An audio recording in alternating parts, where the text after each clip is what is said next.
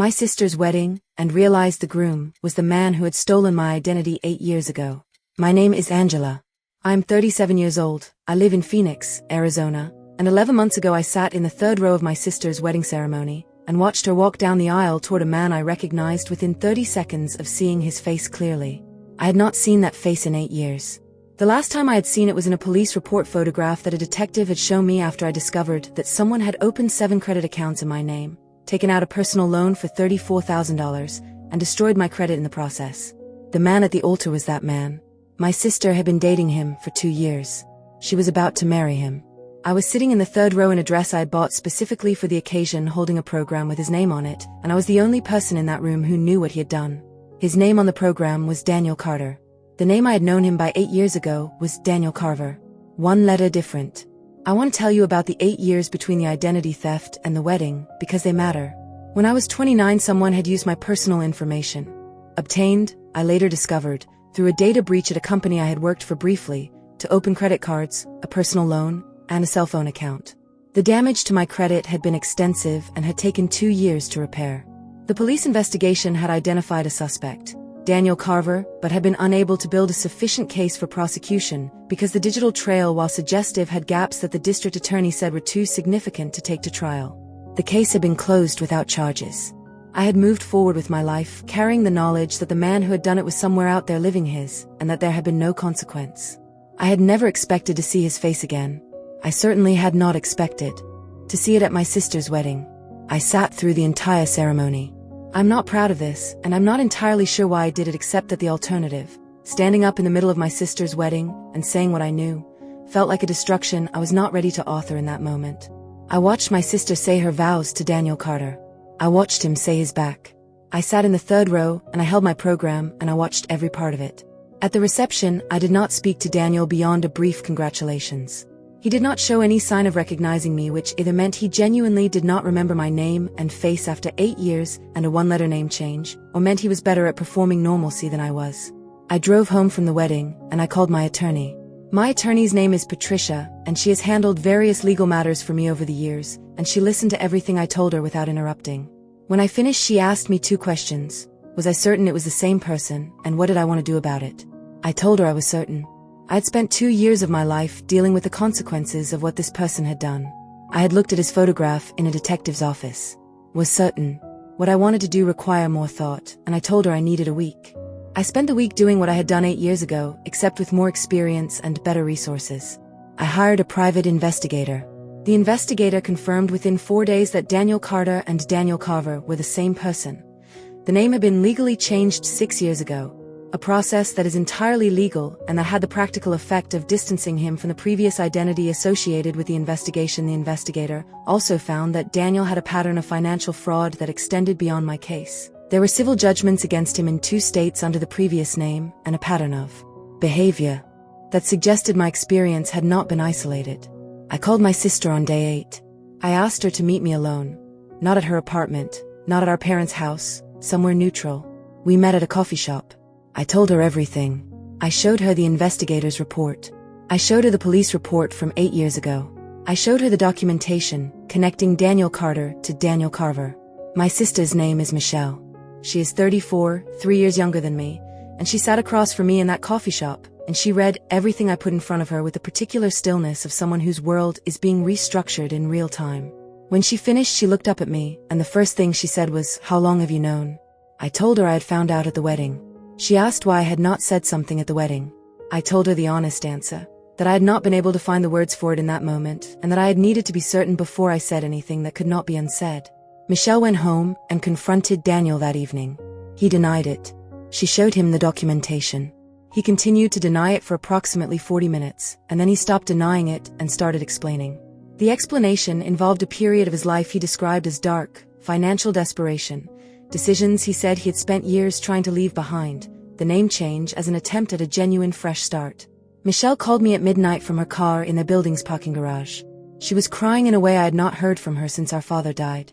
I drove to the parking garage, and I sat with her in her car for 2 hours. Michelle filed for annulment 3 weeks later. The grounds were fraud. The concealment of his identity and his history from the person he had married constituted the kind of material misrepresentation that qualifies for annulment rather than divorce under Arizona law. Patricia handled my parallel civil claim against Daniel.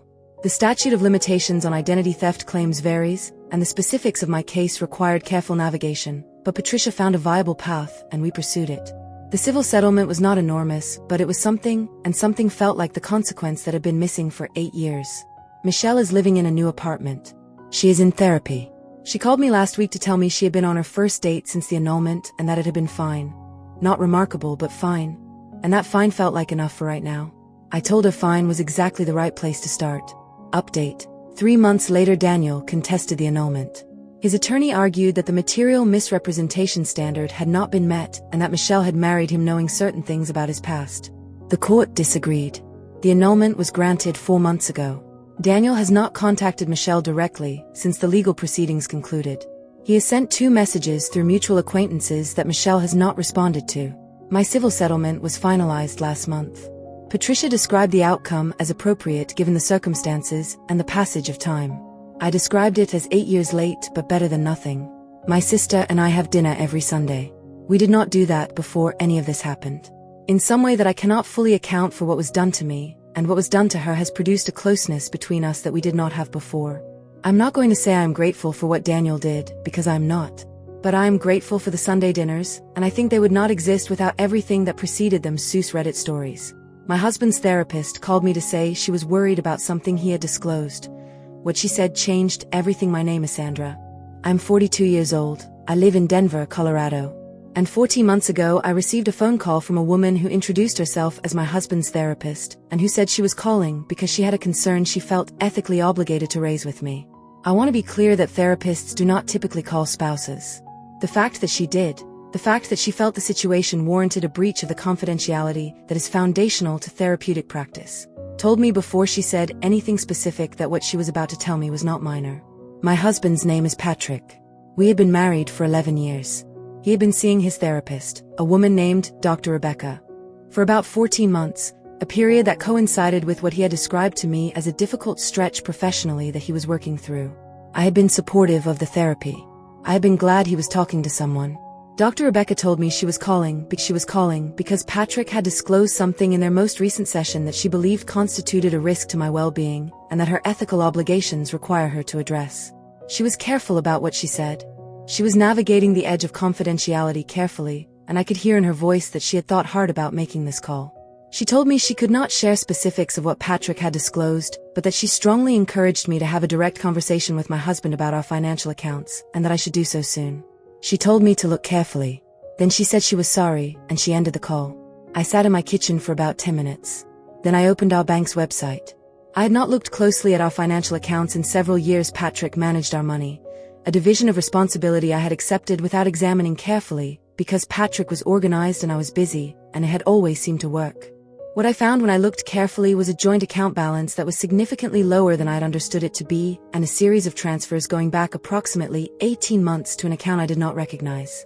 I called Patricia, my attorney, not Patrick's therapist, within the hour. Patricia told me to document everything before touching anything. I documented for 2 days. What I found with Patricia's guidance and a financial forensics accountant named Howard was a picture of 18 months of systematic financial movement that Howard described as preparation. Patrick had been moving money. Not dramatically, not in amounts that would have triggered automatic alerts, but consistently, and in a direction that was entirely away from our joint life, and towards something I was not part of. Howard estimated the total at approximately $210,000 over 18 months. The account receiving the transfers was connected to a property that Patrick had apparently been in the process of purchasing, a condominium in another city that I had no knowledge of. I confronted Patrick on a Thursday evening with Howard's report on the table between us. Patrick looked at the report for a long time without speaking. Then he told me he had been planning to leave. He had not known how to tell me. He had been building toward a departure for 18 months, while living in our house, and sleeping in our bed, and having dinner with me, and performing the ordinary texture of a marriage he had already decided to end. He had been telling his therapist about it, because he needed to tell someone, and Dr. Rebecca had apparently reached a point where what she was hearing crossed a threshold she could not sit with professionally. I asked Patrick why he had not simply told me he wanted to leave. He said he had been afraid of the conversation. I told him the conversation we were having right now was significantly worse than the one he had been afraid of. He agreed. The divorce took 9 months. The $210,000 was marital property, and Howard's documentation made that impossible to dispute. The condominium purchase was unwound. The settlement reflected the actual value of our marital estate. Patrick moved to the other city anyway. There was apparently a person there, which Dr. Rebecca's call had not addressed, but which became clear in the proceedings. I have thought often about Dr. Rebecca's phone call. She made a decision that was professionally complicated and personally costly. I do not know what professional consequences she faced for making it, and she made it because she believed I had a right to information that affected my life directly. I sent her a card after the divorce was finalized. I thanked her for the call. I do not know if she received it. I hope she did.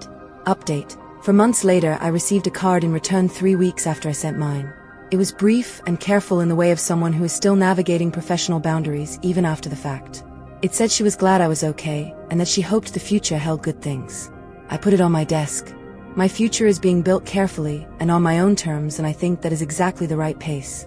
I have a new financial advisor, a woman named Christine, who sends me clear statements every month and who has explained every account and every investment in terms I fully understand. I will not be in a position again where looking carefully at my own finances is a thing I have to be prompted to do. My house is mine. The settlement gave me the equity, and I bought out Patrick's share, and I am in it, and it is entirely mine, and I drink coffee on my back porch every morning and think about nothing required. That is the update. That is enough. I found out my coworker had been submitting my work under his name for 3 years. He was about to be promoted for it. My name is Rachel.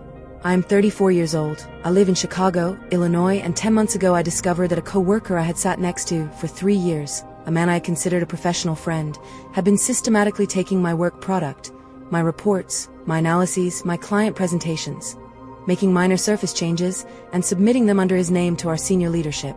He had done this for 3 years. He had built a reputation in our organization on work that was mine. And he was 3 weeks away from being promoted to a senior analyst position that I had applied for and not received, largely because the decision makers above us had a higher opinion of his work than mine. Because his work was mine. My name is Rachel, and I am a data analyst at a financial services firm in Chicago. I've worked there for 4 years.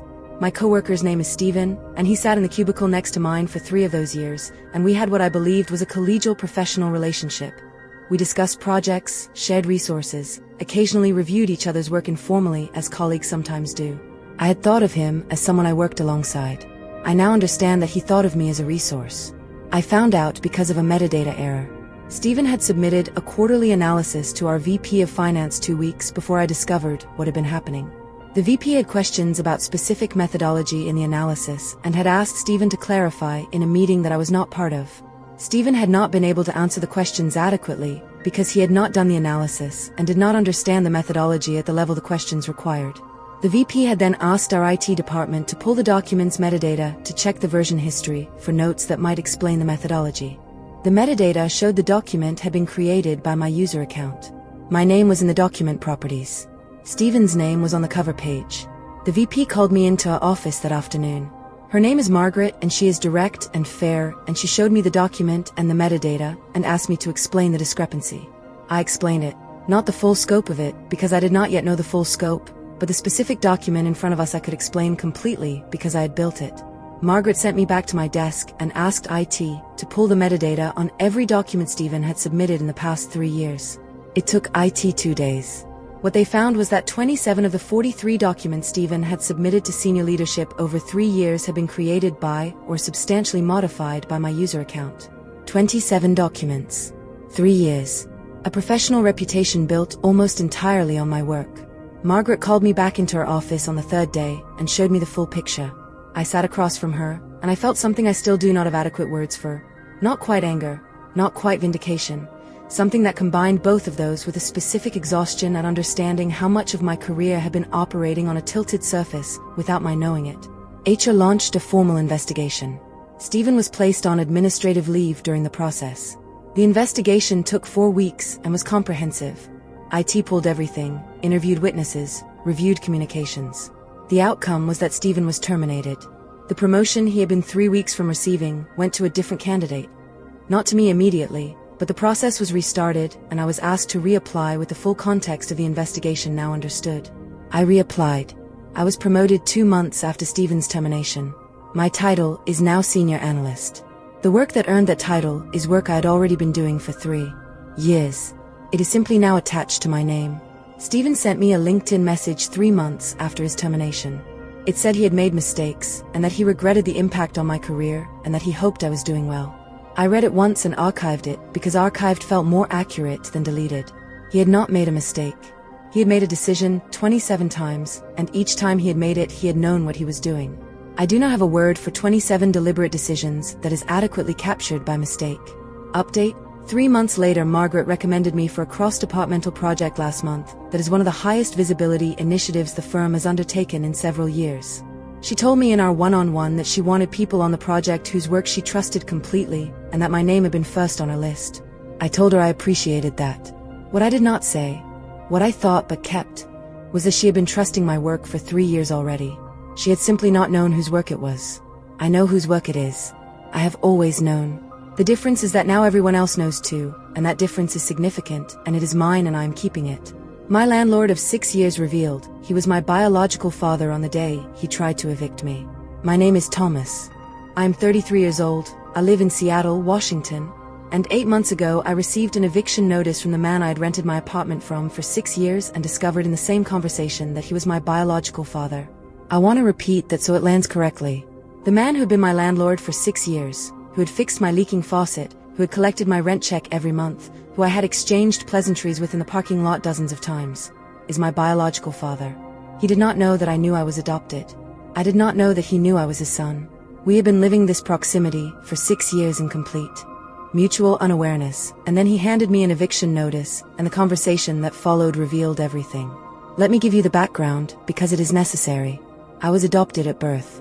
My adoptive parents, wonderful people who are my parents in every meaningful sense, told me I was adopted when I was 7 years old and have been open about it throughout my life. I had access to non-identifying information about my biological parents, and had chosen at various points to look into my origins with varying levels of commitment. 2 years before the eviction, I had submitted a DNA sample to a consumer genetics company. The result had connected me to a network of distant biological relatives, but no one immediate, and I had not pursued it further. My biological father's name is Richard.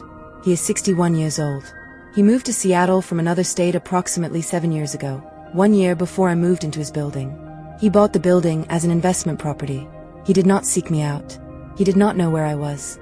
The convergence was entirely coincidental, and I want to be honest that coincidental is the word that both of us have used, and that neither of us entirely believes, even though we cannot find evidence of anything else. The eviction notice was the result of a lease renewal dispute. I had lived in my apartment for 6 years, and Richard had decided to substantially raise the rent for the renewal period, an amount I felt was excessive and had pushed back on in writing. Richard had come to my door to discuss it, and I'd let him in, and we had been talking about the lease for approximately 10 minutes when he said something that stopped everything. He said, "I'm going to give you his exact words because they are exact in my memory." He said, "Look, I understand this feels unfair, but I have to make decisions about this building that work for me, and I cannot factor in personal considerations for every tenant." I said I had been here for 6 years, and that was not a personal consideration, that was a tenancy record. He said he understood, and that it was not personal. I said it felt personal. He said again that it was not. And then something in the way he was looking at me changed, something I still cannot describe precisely, but that I noticed in real time. And he said, "Do you mind if I ask you something that has nothing to do with the lease?" I said I did not mind. He asked my full name, not just my first name, my full name. I gave it to him. He went very still. He asked where I was born. I told him. He asked my birth date. I told him.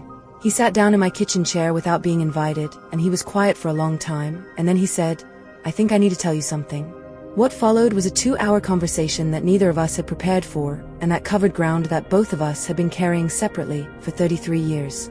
Richard had been 28 when my biological mother, a woman he had been in a relationship with briefly, had become pregnant. The relationship had ended before she knew. She had made the decision to place me for adoption. Richard had found out after the fact, and had tried to locate both her and the child, and had been unable to. He had carried the knowledge that he had a child somewhere for 33 years. He had done one DNA test 4 years ago through the same consumer genetics company I had used 2 years ago, but our results had not overlapped because the cousin matching algorithms had not connected us clearly enough to flag. He had not pursued it further. I had not pursued mine further. We had been living 30 feet apart for 6 years. We talked for 2 hours that first day. He left without resolving the least dispute, and I did not bring it up, and he did not bring it up. He called me the next morning and asked if I wanted to have coffee. I said yes. We have been having coffee once a week for 8 months. He is a quiet man who thinks carefully before he speaks and who has, I've come to understand, spent 33 years with a specific grief that has no name in ordinary vocabulary. The grief of a parent who did not know where their child was and had not known if they were okay. I told him at our third coffee that I had been okay, that my parents had been good, and that my childhood had been good, and that I was okay now. He nodded in a way that I understood was him putting something down that he had been carrying for a very long time. The least dispute was resolved. He did not raise my rent. I did not ask him not to, and he did not explain why he had not. Some things are understood without being said. I'm not going to tell you he is my father in the way that word usually means, because that word belongs to the man who raised me. But he is something specific and strange and new and real. We are figuring out what to call it. Update. 4 months later, Richard met my parents last month. I arranged it carefully. A lunch at a restaurant that was neutral and comfortable, and where everyone had an exit if they needed one. My father and Richard shook hands in the parking lot before we went in, and I watched two men who had both had a claim on my existence meet each other for the first time, and I felt something I do not have a word for, but that was not bad. Lunch was 3 hours. My mother cried twice. Not from sadness, she said, but from something she described as completion. My father and Richard talked about Seattle for 45 minutes, which was very much my father's way of handling something large, and I love him for it. When we left the restaurant, Richard and I stood in the parking lot, and he said, "You have good people." I told him I knew. He nodded. Then we both got in our respective cars and drove home, and I had dinner alone in my apartment, and sat with the specific fullness of a day that had contained more than most days contain.